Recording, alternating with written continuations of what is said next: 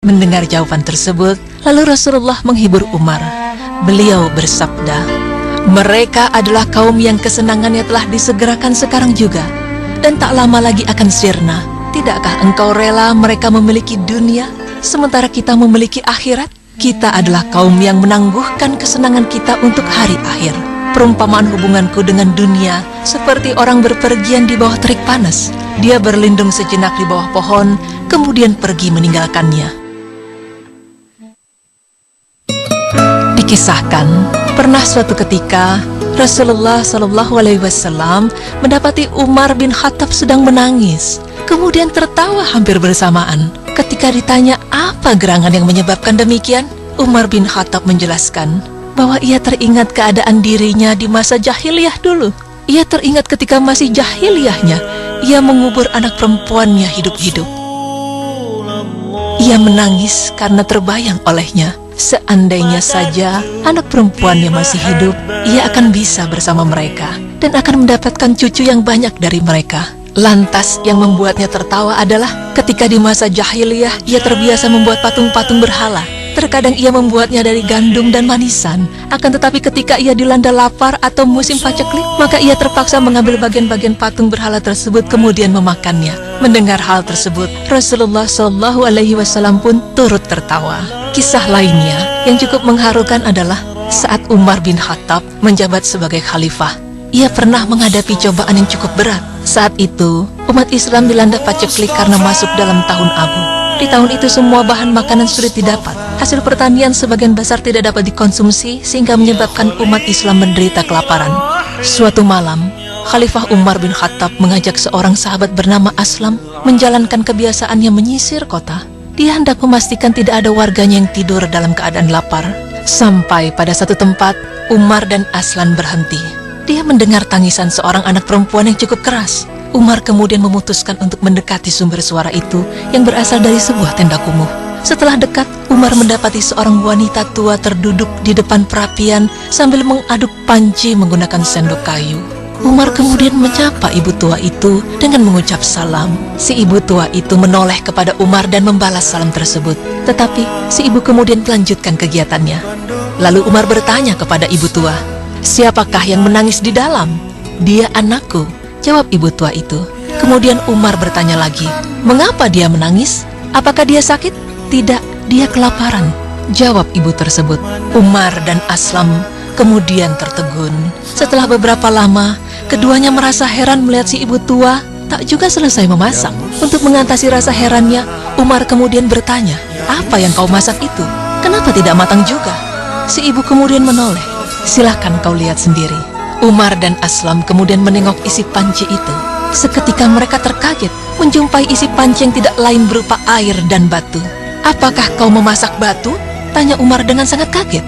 Si ibu menjawab dengan menganggukkan kepala. "Untuk apa kau masak batu itu?" tanya Umar lagi. Lalu ibu itu menjawab dan membuat hati Umar hancur mendengarnya. "Aku memasak batu-batu ini untuk menghibur anakku yang sedang kelaparan. Semua ini adalah dosa Khalifah Umar bin Khattab. Dia tidak mau memenuhi kebutuhan rakyatnya. Sejak pagi aku dan anakku belum makan sejak pagi. Makanya kusuruh anakku berpuasa dan berharap ada rezeki ketika berbuka. Tapi hingga saat ini pun rezeki yang kuharap belum juga datang. Kumasak batu ini untuk membohongi anakku sampai dia tertidur. Sungguh tak pantas jika Umar menjadi pemimpin. Dia telah menelantarkan kami." Mendengar perkataan itu, Aslam berniat menegur si ibu dengan mengingatkan bahwa yang ada di hadapannya adalah sang khalifah. Namun Umar kemudian menahan Aslam dan segera mengajaknya kembali ke Madinah sambil meneteskan air mata. Umar pun menangis. Sesampainya di Madinah dan tanpa beristirahat, Umar langsung mengambil sekarung gandum. Dipikulnya karung gandum itu untuk diserahkan kepada sang ibu. Melihat Umar dalam kondisi letih, Aslam segera meminta agar gandum itu diangkatnya. "Sebaiknya aku saja yang membawa gandum itu ya Amirul Mukminin," kata dia. Dengan nada keras, Umar menjawab, "Aslam, jangan kau jerumuskan aku ke dalam neraka. Kau bisa menggantikanku mengangkat karung gandum ini, tetapi apakah kau mau memikul beban di pundakku ini kelak di hari pembalasan?" Aslam pun tertegun mendengar jawaban itu. Dia tetap mendampingi khalifah mengantarkan sekarung gandum itu kepada si ibu tua. Ya, Umar bin Khattab memang terkenal gagah perkasa sehingga disegani lawan maupun kawan. Bahkan konon, Dalam satu riwayat, Nabi Muhammad SAW menyebutkan kalau setan pun amat segan dengan Umar, sehingga kalau Umar lewat di suatu jalan, maka setan pun menghindari lewat jalan yang lain. Karena itu, kalau Umar sampai menangis, tentulah itu menjadi peristiwa yang menakjubkan. Kisah menangisnya sang singa padang pasir ini tak berhenti sampai di sini. Luluh lantahnya hati Umar hingga menitikkan air mata terjadi ketika Umar mengangkat Sa'id sebagai gubernur Hims. Umar bertanya kepadanya, "Aku akan menetapkan gaji untukmu." Kemudian Sa'id menjawab, "Apa yang aku lakukan dengan gaji itu, wahai Amirul Mukminin? Pemberian dari Baitul Mal kepadaku melebihi kebutuhanku." Kemudian Sa'id pun berangkat ke Hims guna menunaikan tugasnya. Tidak lama berselang, Amirul Mukminin Umar bin Khattab didatangi oleh orang-orang yang bisa dipercaya dari penduduk Hims. Umar berkata kepada mereka, "Tulislah nama penduduk miskin dari Hims agar aku bisa membantu mereka." Lalu mereka pun menulis dalam sebuah lembaran. Di dalamnya tercantum nama Fulan dan Fulan serta Sa'id bin Amir. Umar bertanya, "Siapa Sa'id bin Amir?" Mereka menjawab, "Gubernur kami." Umar menegaskan, "Gubernur kalian miskin?" Mereka menjawab, "Benar, di rumahnya tidak pernah dinyalakan api dalam waktu yang cukup lama." Maka Umar menangis hingga air matanya membasahi janggutnya. Kemudian dia mengambil 1000 dinar dan memasukkannya ke dalam sebuah kantong. Umar berkata, "Sampaikan salamku kepadanya dan katakan kepadanya bahwa Amirul Mukminin mengirimkan harta ini agar kamu bisa menggunakannya untuk memenuhi kebutuhanmu." Delegasi pun pulang dan mendatangi rumah Sa'id dengan menyerahkan kantong dari Umar bin Khattab. Sa'id melihatnya dan ternyata isinya adalah dinar. Maka dia menyingkirkannya seraya berkata, "Innalillahi wa inna ilaihi raji'un." Seolah-olah Sa'id sedang ditimpa musibah besar atau perkara berat. Lalu istrinya datang tergopoh-gopoh dengan penuh kecemasan. Dia berkata, "Apa yang terjadi, wahai Sa'id? Apakah Amirul Mukminin wafat?" Sa'id menjawab, "Lebih besar dari itu." Istrinya bertanya lagi, "Apa yang lebih besar?" Sa'id menjawab, "Dunia datang kepadaku untuk merusak akhiratku. Sebuah fitnah telah menerpa rumahku." Istrinya berkata, "Engkau harus berlepas diri darinya." Dia belum mengerti apapun terkait dengan perkara dinar tersebut. Sa'id bertanya, "Kamu bersedia membantuku?" Istrinya menjawab, "Iya."